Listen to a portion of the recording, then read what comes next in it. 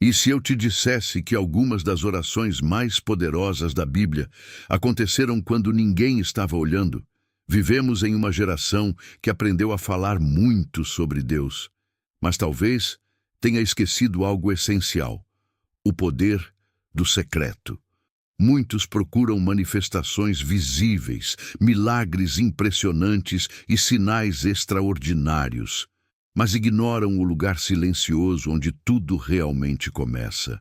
A verdade é que antes de qualquer fogo cair do céu, antes de qualquer milagre acontecer diante de multidões, existe um momento invisível, um encontro entre um coração humano e a presença de Deus. E foi exatamente nesse lugar que a história de Elias começou a ganhar força. Quando pensamos em Elias, normalmente lembramos de cenas impressionantes. O confronto no Monte Carmelo, o fogo descendo do céu, os profetas de Baal sendo derrotados. Parece a história de um homem marcado por manifestações sobrenaturais, mas existe algo que muitos nunca perceberam. Antes do espetáculo público, havia uma vida escondida diante de Deus. Elias não era conhecido, não era poderoso, não vinha de uma linhagem famosa, ele não tinha posição de destaque. Aos olhos humanos, era apenas mais um homem comum, vivendo em uma terra espiritualmente confusa. Mas havia algo diferente dentro dele. Enquanto muitos buscavam influência, Elias buscava presença. No silêncio, longe das multidões, ele desenvolveu algo raro, uma intimidade real com Deus. Não era uma fé baseada em aparência, era uma fé construída no secreto. E é justamente aí que começa um dos maiores mistérios espirituais da Bíblia. Porque o poder que mais tarde fecharia os céus, que enfrentaria reis, que faria fogo descer diante de uma nação inteira, não nasceu em público, nasceu no silêncio. Foi cultivado em orações que ninguém ouviu, em momentos que ninguém viu, em conversas profundas entre um homem e Deus. Existe um padrão espiritual que atravessa toda a Escritura. Antes de Deus agir em público, ele trabalha no secreto. Talvez seja por isso que tantas pessoas hoje sentem que o céu está distante.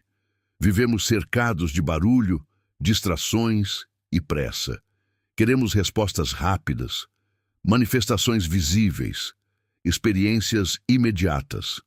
Mas Deus continua operando da mesma forma, no secreto. E quando olhamos para Elias, começamos a perceber algo profundo. O segredo do poder dele não estava apenas nos milagres que ele realizou. Estava na forma como ele se relacionava com Deus quando ninguém estava vendo. Agora, me conta uma coisa. Você já viveu um tempo em que parecia que Deus estava em silêncio? Se isso já aconteceu com você, escreve aqui nos comentários. Eu estou buscando a Deus no secreto. Israel vivia um tempo de escuridão espiritual. A fé ainda existia na aparência, os rituais continuavam, mas a presença de Deus parecia distante. O rei Acabe havia aberto as portas para a idolatria. O culto a Baal dominava a nação. Jezabel perseguia os profetas do Senhor. E aos poucos, o povo foi se acostumando com a ausência de Deus. E talvez esse seja o maior perigo espiritual, quando o erro se torna normal. Foi nesse cenário que Elias apareceu, sem aviso, sem reconhecimento, sem preparação política, apenas com uma mensagem que carregava autoridade espiritual. Os céus se fechariam. Não era apenas uma profecia, era um confronto direto. Baal era considerado o deus da chuva, e Elias declara que não cairia uma gota sequer. Mas logo depois desse momento de coragem, Deus faz algo inesperado. Ele manda Elias se afastar. Em vez de colocá-lo diante das multidões, Deus o leva para o ribeiro de Querite, um lugar de silêncio, sem plateia, sem reconhecimento, apenas Elias e Deus. Ali, ele aprende algo que muitos ignoram: dependência.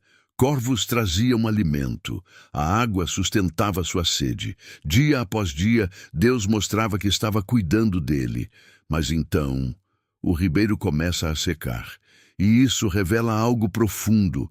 O lugar de provisão não é permanente. Deus trabalha em estações. Ele ensina, molda e depois move.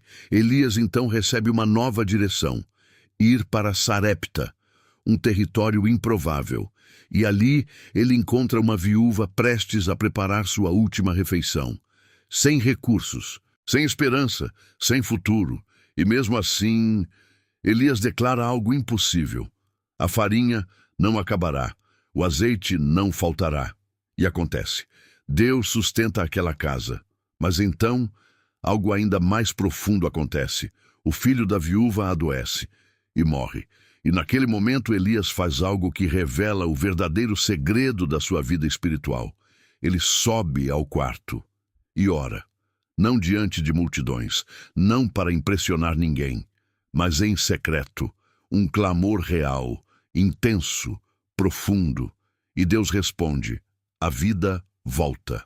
Enquanto isso, a seca continua por 3 anos, até que Deus fala novamente: volte.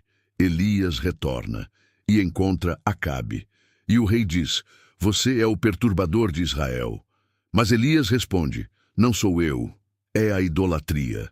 E então ele propõe um confronto. Monte Carmelo, todo o povo reunido, profetas de Baal contra o Deus verdadeiro. Os profetas clamam por horas, gritam, se ferem, se desesperam, mas o céu permanece em silêncio. Nenhuma resposta. Então Elias entra em cena, reconstrói o altar, derrama água. 1 vez, 2, 3, torna tudo impossível. E então, ora, uma oração simples, sem espetáculo, sem esforço humano. E o fogo desce, consome tudo, e o povo declara: o Senhor é Deus. Mas a história não termina ali. Elias sobe novamente e ora pela chuva. 1 vez, nada. 2, nada. 3, nada. 6 vezes, nada. Mas na 7ª vez, uma pequena nuvem aparece. E então o céu se fecha, o vento sopra e a chuva volta. E aqui está o maior segredo dessa história. O fogo não começou no Carmelo. A provisão não começou em Sarepta. O milagre não começou na casa da viúva. A chuva não começou no céu. Tudo começou no secreto.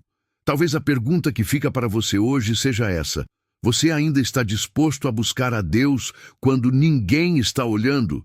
Se essa mensagem falou com você, escreve aqui: secreto.